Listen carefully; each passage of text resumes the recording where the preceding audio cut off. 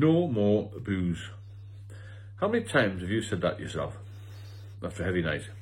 No more booze. I don't want to drink again. How many times have you heard from family and friends? No more booze. You're drinking too much. And the doctor, how much are you drinking? Well, nobody tells the truth to the doctor, do they? Doctors know. They've got to times the amount you tell them by at least 2 or 3 to get a rough estimate of how much you're drinking. Because you wouldn't be at the doctor's for drink problems if you didn't have a problem, would you? Let's be fair.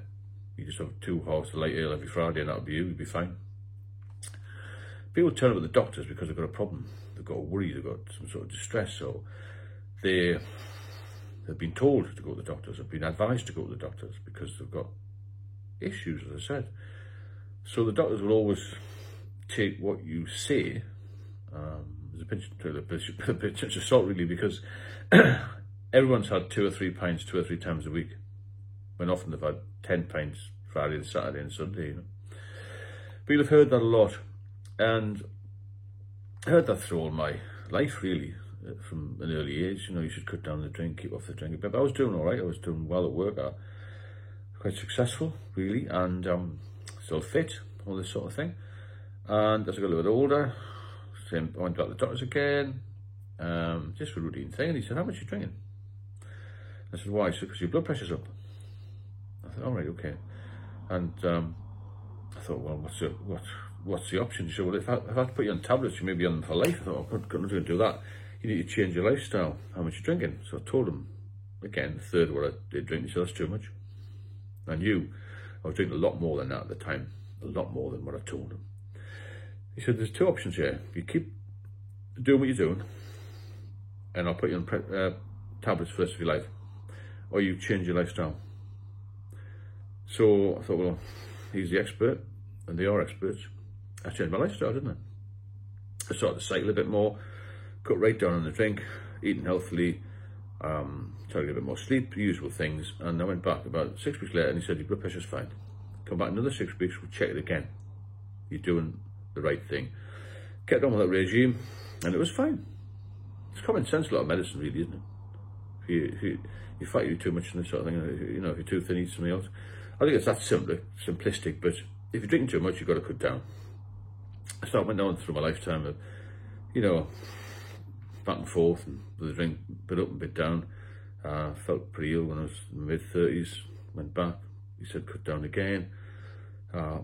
Took heed for a while, and it built up again, and then I decided to come off it. Try and get off it when I was 40. 40, came back up north, had a bit of time in a little market town with my parents. I think, well, let's change the scenery, I'll come off it. Stopped suddenly, which you shouldn't do. I didn't realise at the time. Maybe didn't realise how dependent I was. I went down into the town, I started to walk down towards the town centre, and I felt suddenly that I was going to faint. And I started to shake uncontrollably and fell back into somebody's garden, would you believe? And tried to get up and fell back again. This woman was walking past the shopping trolley. She said, stay down, don't get up, call an ambulance. Well, the way I am, as I stood, trying to stand up, I fell down again. Fortunately, it was a couple of lads opposite working on some scaffolding. They came over and they didn't pin me down, but held me to the ground and sort of just stay where you are. There's an ambulance coming. About 5 minutes later, an ambulance came, and they said, we're not sure what's wrong with you, but we're taking you to hospital. I said, no, I'm not going to hospital. I'm not going to hospital. I thought I knew better, you see. I'm not going to hospital. So I signed a disclaimer, and I got my dad to pick me up, and I felt really groggy. About 2 o'clock in the afternoon. About 6 o'clock the same day, I felt really, really ill, as if I wasn't there. It's a very strange feeling. And I said to my dad, would you mind taking me to the hospital? These usual, oh, you should have gone earlier. I thought, well, yeah, maybe I should have done, but I need to go now. I don't remember anything more until I woke up about 2 hours later, by 8 o'clock, and I was surrounded by doctors in a hospital. Apparently I had this huge seizure, and nearly went into a coma. So they gave me some Valium, and I went back to their place. Saw the doctor the next day, and then she gave me this diazepam, which is like alcohol in liquid form, she described it as, to come off the drink. And he said, no more booze. No more booze. Okay, fine. 2 years off the drink. I only had a week on this diazepam. It really helped with withdrawal. and then I decided to start again after 2 years because I had control.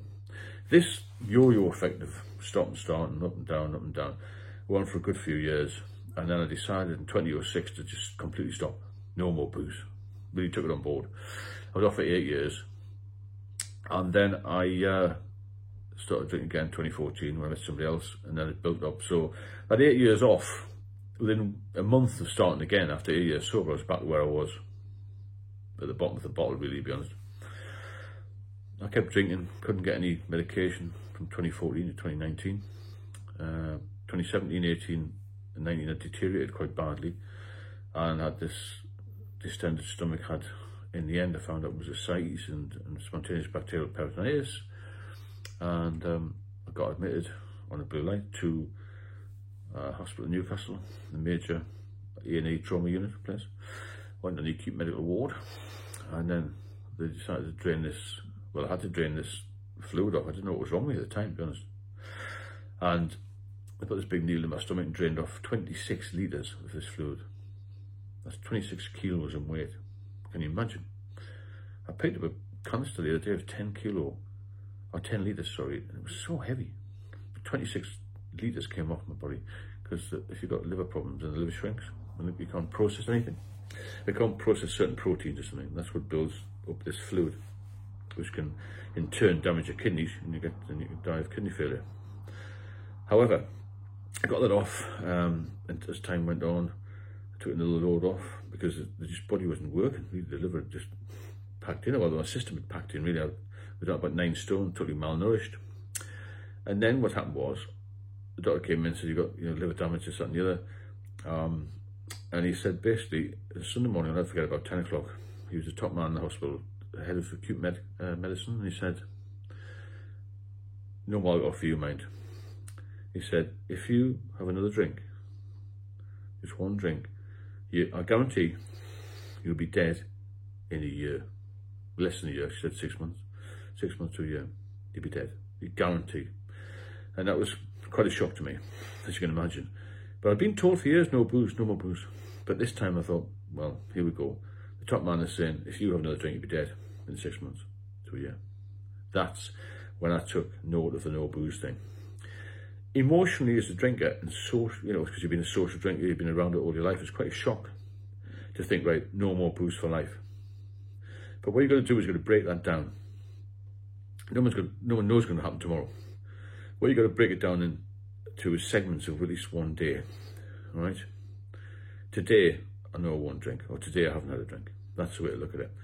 And that's why you've got to take it one day at a time. Because you can't just say to yourself, right, I'm 42, I'm never going to drink. You don't know what's going to happen in the future. You don't know whether there's any major trauma that's going to pop up or whatever is going to happen. So, what I'm trying to say here, message is, no more booze means no more booze, but don't think of it as the rest of your life. But that's what they mean. That's what's going to happen with me. But I'm trying to emphasise the point. Today I'll be sober. Today I'm sober. I'm sober now. So that's a win-win for me. If you're alcohol dependent, you get through one day, you've done really well.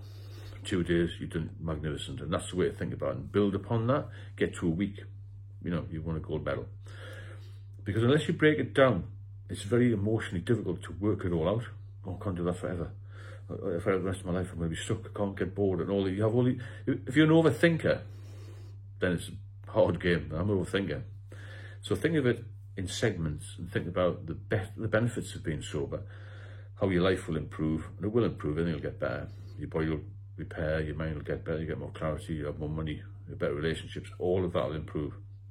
But if you don't listen to the doctor or the type of guys I spoke to, you will be dead in 6 months. That's the reality of it. So it's hard to think to yourself, well, no more booze, ever. But if you don't, the option 2 as I call it, is not a good one. Okay? Break it all down to one day at a time. It might be a bit of a cliche, that, but it's true. One day at a time. If you benefit from these videos, please subscribe and click the notification bell so you don't miss any videos, and join in the conversation. A lot of good people on here are very experienced in different areas of life. A lot of it's alcohol based, obviously that's what the channel's about, but you're not alone here, There's a lot of us here. We're all here to help you. That's what we're doing together, building a community where we can all help each other, get some advice, have a chat, you know, plug in now and again and catch up. And it's good, because when I tried to come off, I didn't realise this sort of thing existed, to be fair. And it'd be nice to hear from you. I'll speak to you all soon.